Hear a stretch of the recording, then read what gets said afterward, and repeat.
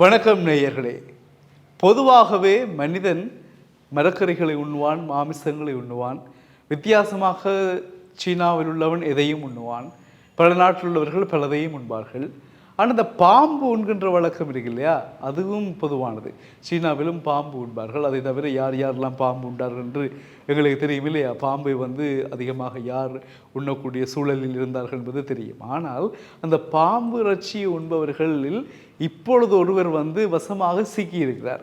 என்னென்று சொன்னால், சாரை பாம்பை பிடித்து அதை அடித்து கொன்றுவிட்டு அந்த தோலை உரித்து தண்ணீரில் கழுவுகின்ற சம்பவத்தை இன்னொருவரிடம் சொல்லி வீடியோ எடுத்து அதை சமூக வலைத்தளங்களிலும் பெருமையாக பதிவிட்டிருக்கிறார் ஒரு சகோதரன். இது அவருக்கு தேவையா என்றா, இது நாங்கள் யோசித்து பார்க்க வேண்டும். சூழ்நிலைகள் வேறு, சந்தர்ப்பங்கள் வேறு, தேவைகள் என்பது வேறு. இது ஒரு விளையாட்டாக பொழுதுபோக்காக அவர் செய்தாரா, அல்லது அவருக்கு இதுதான் வேலையா தெரியல. ஒரு சாரப்பாம்பு பிடிச்சு அடித்து கொன்று அதை தோலை உரித்து கழுவி இந்த சம்பவம் சமூக வலைத்தளங்களில் வைரலாக பரவிட்டு இருக்கு. இது விஷயமா பார்த்துட்டு இருந்தாங்க வனத்துறை. அதிரடியாக அந்த இடத்துக்கு ஸ்பாட்டை கண்டுபிடிச்சிட்டு பறந்து போனாங்க. பறந்து போய் கையும் மையுமாக குறித்த சந்தேக நபரை பிடிச்சிட்டாங்க.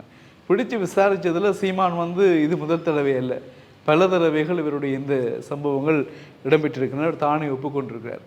என்னென்னு சொன்னால், தனக்கு அது ஒரு பொழுதுபோக்கு, தனக்கு பிடிச்ச இறைச்சி பாம்பு இறைச்சி தான், நான் அதை சமைச்சு சாப்பிடுவேன், நல்லா இருக்கும், இந்த முறை கொஞ்சம் வித்தியாசமாக இருக்கட்டும்ன்றதுக்காண்டி நண்பனோடு சேர்ந்து ஒருக்கா சமூக வலைத்தளங்களில் ஒருக்கா பரப்பி விடுவோம் என்றதாக யோசிச்சிருந்தான். அது இப்படியா போச்சுன்னு சொல்லி கதைச்சிருக்கிறார். அப்போ அவர்கிட்ட கதையும்படி பார்த்தா வனத்தில் சொல்லுது, இவருக்கு இந்த சம்பவம் தெரியாதோ, சாரப்பாம்பு பிடிச்சி அடித்து சாப்பிட்றது குற்றம் மட்டும் தெரியாதான்னு கேட்டதுக்கு, இல்லை இது நாங்கள் வளமையாக செய்கிற விஷயந்தான், இது ஃபேஸ்புக்கில் தெரிஞ்சதான் நாங்கள் போட்டிருப்போமான்ற மாதிரி கேட்டிருக்காரு. பாருங்கள், அது உண்மையிலேயே அவர் நடித்தாரா இல்லை உண்மையாக அவருக்கு தெரியாதா தெரியல.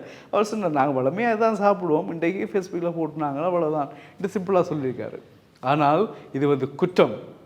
வனத்தில் உள்ள எந்த ஒரு விலங்கையும் நாங்கள் அடித்து கொள்ளுதல் என்பது வன விலங்கு சட்டத்தின் அடிப்படையில் குற்றமான விடயம். எனவே வனத்துறை அவரை அதிரடியாக கைது செய்து விளக்கம் எல்லாம் கொடுத்து நீதிமன்றத்தில் முன்னிலைப்படுத்தி அதற்கு பிறகு சிறையில் அவரை தள்ளியிருக்கிறது. இந்த சம்பவம் இந்தியாவில் திருப்பத்தூர் பெருமாபட பகுதியில் இடம்பெற்றதாக குறிப்பிடப்படுகிறது. இந்த பாம்பை அடித்து கொன்று சாப்பிடுகின்ற சம்பவங்கள் அதிகமாக சீனாவில் தான் நடைபெறும். பாம்பு மட்டுமில்லை, மண்புழு, தவளை, அது இது என்று சொல்லி அவங்க சாப்பிடுவாங்க. அவங்களுக்கு அதெல்லாம் சும்மா பரிச்சயமான விஷயம், சும்மா சின்ன விஷயம். அப்படி அப்படியே நாங்கள் இப்படி எடுத்து சாப்பிட்ற மாதிரி அவங்க சிம்பிளாக, நாங்கள் ஏதாவது பழங்கள் சாப்பிட்ற மாதிரி அல்லது ஏதாவது காய்கறிகள் சாப்பிட்ற மாதிரி அவங்க சிம்பிளாக பல்லிகள், தவளைகள், மண்புழுகள் அதெல்லாம் சாப்பிடுவாங்க. அது மாதிரியான விஷயம்தான் சீனாவில் உள்ளவங்களுக்கு. அதான் அவங்க வித்தியாசமான சிந்தனை உள்ளவங்களும் தெரியாது. அதை விட மிக மோசமான வைரஸ் நோய்கள், பலவிதமான கொடுமையான மருந்தை கண்டுபிடிக்காத வருத்தமெல்லாம் சீனாக்காரருக்கு வாரத்துக்கு இதுவும் ஒரு காரணம் என்பது ஏற்றுக்கொள்ளத்தான் வேணும். இப்போ அது அவங்களுக்கு வந்தால் பரவாயில்லைன்னு பார்த்தா எங்களுக்கும் அதை பரப்புகிற மாதிரியான செட்டப் எல்லாம் இப்போ வந்திருக்கு இல்லையா. தங்களோட வருத்தத்தை கொண்டு உலக நாட்டு எல்லாருக்கும் பரப்புகிறாங்க.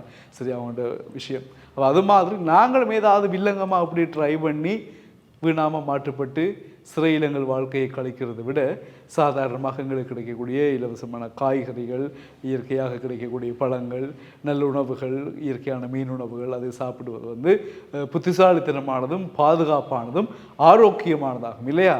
மீண்டும் சந்திப்பு உறவுகளே, வணக்கம்.